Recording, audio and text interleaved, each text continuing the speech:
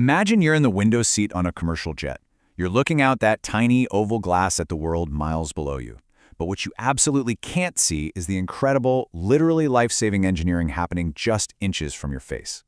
Welcome to The Explainer. Today we're unpacking the invisible shield that keeps us all safe in the sky. We are talking about the fascinating and honestly mind-blowing science of cabin pressurization. Okay, let's dive into this. Inside the cabin, you're totally comfortable. You're breathing normally, maybe sipping a ridiculously hot coffee, just chilling and watching a movie. But outside, just a few inches away at 35,000 feet, the reality is, well, it's actively hostile. Temperatures are sitting around negative 60 degrees Fahrenheit, and the air is so unimaginably thin that your time of useful consciousness, which is exactly how long you can stay awake without supplemental oxygen, is measured in mere seconds before hypoxia completely takes over. So how on earth do we safely bridge the gap between these two completely opposite realities? Well, the secret is essentially creating a fake altitude. See, commercial airplanes can't just scoop up heavy sea-level air from the ground and hold on to it.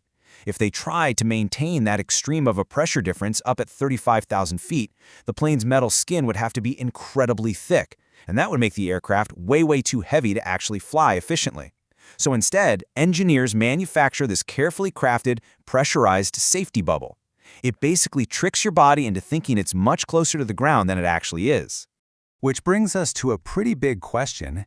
If we aren't at 35,000 feet inside, but we aren't at sea level either, where exactly are we?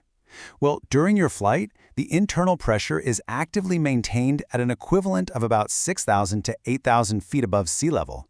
This is what we call your cabin altitude. It's basically the ultimate engineering sweet spot. It's low enough to keep your body oxygenated and feeling comfortable, but high enough to minimize that massive outward stress pushing against the airplane structure.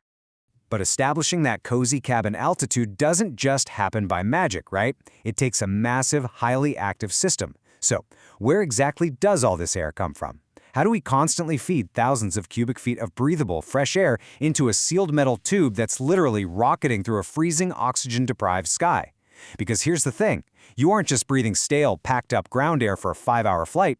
No, that air has to be continuously pulled in from that totally hostile environment outside. Let's move to see how this builds, because the solution here is brilliant. It's a highly counterintuitive process utilizing something the aviation industry calls bleed air. Okay, step 1. Enormous amounts of outside air get sucked into the jet engines and violently compressed. Now, doing that actually makes the air scorching hot. A portion of this super high-pressure air is then quote-unquote bled off from the engine. But obviously, before it ever reaches your lungs, it's sent through specialized cooling units called air cycle machines, or PACs. Think of these as heavy-duty air conditioners. They expand and cool the air, transforming that extreme, blistering engine air into that perfect, cool breeze coming right out of your overhead vent. Here's the catch, though. Putting air in is really only half the battle. Think about the basic physics for a second. If you just continuously pumped highly compressed air into a sealed metal tube without letting any out, well, the pressure would build and build and build until the aircraft dangerously overinflated. It'd literally be exactly like popping a balloon. So, packing fresh air in does you absolutely no good if the pressure climbs off the charts. There absolutely, 100% has to be a controlled exit strategy.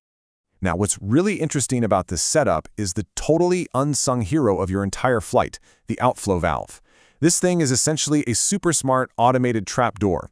Usually it's no bigger than a standard briefcase, and it's tucked away near the rear of the plane. Its entire job in life is to precisely manage how much air escapes the pressurized cabin. If the cabin needs more pressure, the valve just closes up a little bit. If it needs less, it opens wider. It's constantly adjusting. It is, quite literally, breathing for the airplane, keeping your cabin altitude locked perfectly in that safe, sweet spot.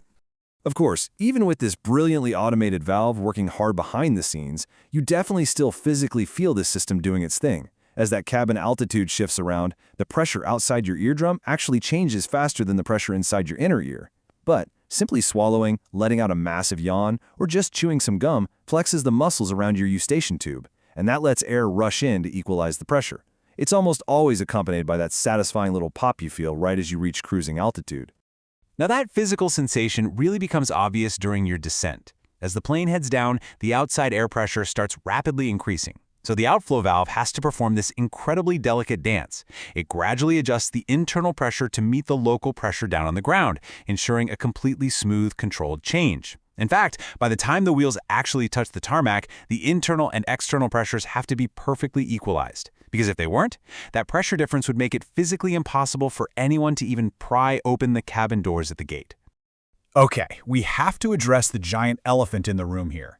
Why doesn't the airplane just explode from all this pent-up pressure? I mean, we've got a massive force constantly pushing outward. By the way, this immense pressure difference is exactly why that whole movie trope of a panicked passenger opening an airplane door mid-flight is pure fiction. Airplane doors act like giant plugs, and there are literally thousands of pounds of pressure pinning them shut at altitude. There's no way a human is opening that. But seriously, with all that outward force, why doesn't the incredibly thin metal tube itself just burst apart at the seams? And this brilliantly illustrates a solution. It's all about the concept of the pressure vessel. The aircraft fuselage isn't just some hollow container. It's a structural marvel specifically engineered to handle those extreme outward forces safely. This, right here, is exactly why airplanes are cylindrical. A circular tube distributes stress way more evenly than a square box ever could. And guess what? It's also the exact reason airplane windows are oval. Sharp, square corners would concentrate the pressure stress and literally cause the metal to tear. Every single curve of that plane is designed to keep the pressure vessel safely intact. However, acting as a high-flying pressure vessel takes a tremendous physical toll over time. Every single time an airplane takes off and lands, it undergoes what aviation engineers call a pressurization cycle. The metal fuselage actually inflates and expands slightly up at altitude, and then it contracts back down when it lands. It's wild to think about. But over tens of thousands of cycles, this constant flexing introduces real metal fatigue. And because of that structural stress, aircraft lifespans are strictly measured by these cycles. It demands rigorous, highly specialized inspections to guarantee the vessel remains totally flawless flight after flight. So will you ever look at a quiet, routine flight the exact same way again?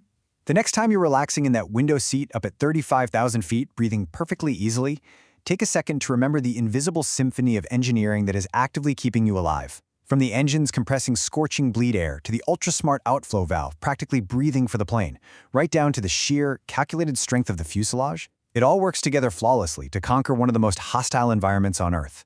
Thanks for joining me for this explainer. It really makes you wonder, what other invisible shields in our modern world are we completely taking for granted every single day?